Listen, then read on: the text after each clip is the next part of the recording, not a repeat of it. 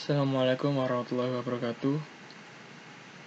Saya Angga Rahmat Purnama, NPM 27, akan menjelaskan rangkuman materi saya tentang klasifikasi dan clustering. Yang pertama, klasifikasi. Klasifikasi adalah pemrosesan untuk menemukan sebuah model atau fungsi yang menjelaskan dan mencirikan konsep atau kelas data untuk kepentingan tertentu. Tujuan dari klasifikasi yaitu untuk mengklasifikasikan suatu data ke dalam kelompok kelas yang sudah ada. Tidak akan ada pembentukan kelompok baru, dan biasanya prosesnya supervised, dalam arti ada data training yang dilakukan. Salah satu pendekatan klasifikasi adalah pendekatan neural network. Dalam pendekatan ini, neural network dilatih dengan menggunakan data yang sudah diketahui untuk dimasukkan ke dalam kelompok data tertentu. Setelah pelatihan, prosesnya cukup sederhana, yaitu dengan memasukkan data baru, yaitu yang tidak termasuk dalam data training, ke dalam neural network. Lalu, neural network akan memberikan informasi termasuk ke dalam kelompok manakah data baru tersebut.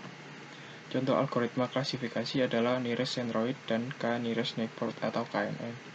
Yang pertama, nearest centroid. Algoritmanya menghitung centroid untuk setiap kelas, menghitung jarak antara test sampel dan setiap kelas centroid, dan memprediksi kelas dengan metode centroid terdekat. Lalu, algoritma KNN. Algoritma KNN atau k-nearest neighbor adalah sebuah metode klasifikasi terhadap sekumpulan data berdasarkan pembelajaran data yang sudah terklasifikasikan sebelumnya, termasuk dalam supervised learning, di mana hasil query instance yang baru diklasifikasikan berdasarkan mayoritas kedekatan jarak dari kategori yang ada dalam KNN.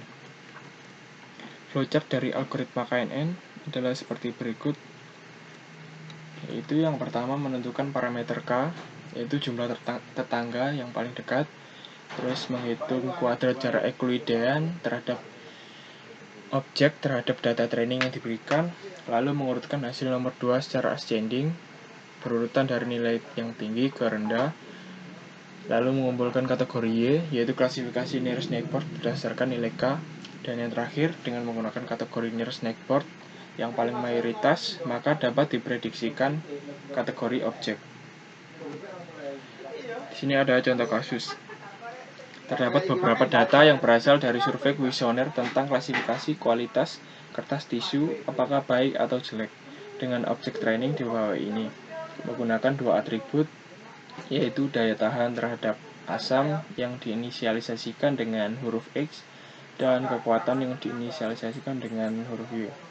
Di sini ada 6 data training yang sudah ada klasifikasinya, terdiri dari 3 klasifikasi baik dan 3 klasifikasi jelek. Lalu akan diproduksi kembali kertas tisu dengan atribut X7 dan Y4 tanpa harus mengeluarkan biaya untuk melakukan survei. Pertanyaannya di sini adalah apakah dapat diklasifikasikan kertas tisu tersebut termasuk baik atau jelek. Yang pertama kita lakukan adalah kita menentukan parameter K. Misalnya kita buat jumlah tetangga terdekat K, yaitu 3. Lalu kita hitung jarak antara data baru dengan semua data training. Kita menggunakan Euclidean distance. Di bawah merupakan rumus dari Euclidean distance, yaitu jarak antara fakultas I dan J sama dengan akar koordinat X fakultas I dikurangi koordinat X fakultas I 2 kuadrat plus koordinat Y untuk fakultas I 1 dikurangi koordinat Y untuk fakultas I 2 kuadrat. Tabel di bawah ini merupakan perhitungan dari Euclidean distance dengan memasukkan data baru yang tadi 7 dan 4 dengan rumus yang di atas sebelumnya. Selanjutnya kita urutkan jarak dari data baru dengan data training dan menentukan tangga terdekat berdasarkan jarak minimum K. Dari perhitungan Euclidean distance di atas telah ditemukan bahwa data baris 1, baris 2, 3,416, baris 3, 3,60, baris 4, 3, baris 5, 2,8, baris 6, 1,41. Dan yang termasuk KNN yang mendekati jarak nearest neighbor, terdapat 4 data, yaitu data pada baris pertama, baris keempat, baris kelima, dan baris keenam.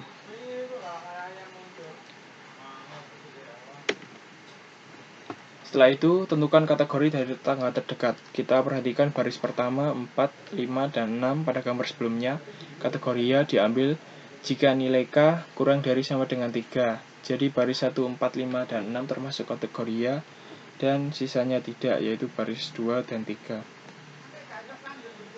Kategori A untuk KNN pada kolom 6 mencakup baris 1, 4, 5, dan 6. Kita berikan kategori berdasarkan tabel awal.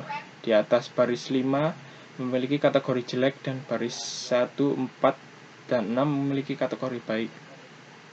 Dapat dilihat pada tabel. Lalu gunakan kategori mayoritas yang sederhana dari tetangga yang terdekat tersebut sebagai nilai prediksi data yang baru. Dari data sebelumnya pada baris 1, 4, dan 6 kita punya 3 kategori baik dan hanya 1 kategori jelek. Dari jumlah mayoritas berarti baik lebih dari jelek, karena baik ada 3, jeleknya hanya 1. Dapat disimpulkan bahwa data baru X7 dan Y4 termasuk dalam kategori baik. Clustering. Clustering adalah clusterisasi adalah salah satu alat bantu pada data mining yang bertujuan mengelompokkan objek-objek ke dalam cluster-cluster. Cluster adalah sekelompok atau sekumpulan objek-objek data yang similar satu sama lain dalam cluster yang sama dan disimilar terhadap objek-objek yang berbeda cluster. Tujuan dari cluster adalah untuk meminimalisasikan objective function yang diset dalam proses clustering, yang pada umumnya berusaha meminimalisasikan variasi di dalam suatu cluster dan memaksimalisasikan variasi antar cluster. Pada umumnya, terdapat 2 pendekatan clustering, yaitu yang pertama pendekatan partisi. Clustering dengan pendekatan partisi merupakan pengelompokan dari data dari satu kelompok besar kemudian dibagi menjadi beberapa kelompok yang lebih kecil. Contoh dari metode clustering dengan pendekatan partisi adalah K-means clustering. Pada K-means clustering, K-means sendiri merupakan salah satu metode data clustering non-hierarki yang pengelompokan data dalam bentuk satu atau lebih cluster atau kelompok. Dalam algoritma K-means ada yang pertama, pilih K buah titik sentroid, yang kedua menghitung jarak data dengan sentroid, yang ketiga update nilai titik sentroid, dan yang terakhir ulangi langkah 2 dan 3 sampai nilai titik sentroid tidak lagi berubah. Yang kedua ada pendekatan hierarki. Clustering dengan pendekatan ini sering disebut dengan hierarchical clustering, yaitu mengelompokkan data dengan menggabungkan masing-masing record atau individu pada data menjadi cluster-cluster. Contoh metode clustering dengan pendekatan hierarki adalah agglomerative hierarchical clustering. Agglomerative clustering merupakan suatu teknik hierarki clustering yang menghasilkan suatu rangkaian penurunan jumlah cluster pada setiap tahapan.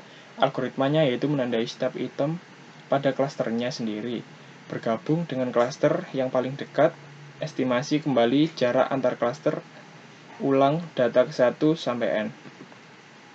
Perbedaan dari klasifikasi dan clustering adalah jika pada klasifikasi bertujuan untuk memetakan satu titik data ke dalam satu kelas yang telah ditentukan sebelumnya. Sedangkan pada clustering bertujuan untuk mengelompokkan titik-titik data yang berdekatan dan memisahkan dengan kelompok-kelompok lain yang berjauhan dalam satu ruang. Dan pada klasifikasi dilakukan secara supervised, artinya algoritma pembelajaran untuk melakukan klasifikasi diberikan contoh titik data dan kelas apa seharusnya titik data tersebut dipetakan. Sedangkan pada clustering dilakukan secara unsupervised, artinya tidak ada contoh bagaimana seharusnya mengelompokkan titik-titik tersebut. Terima kasih, sekian rangkuman dari saya. Terima kasih. Wassalamualaikum warahmatullahi wabarakatuh.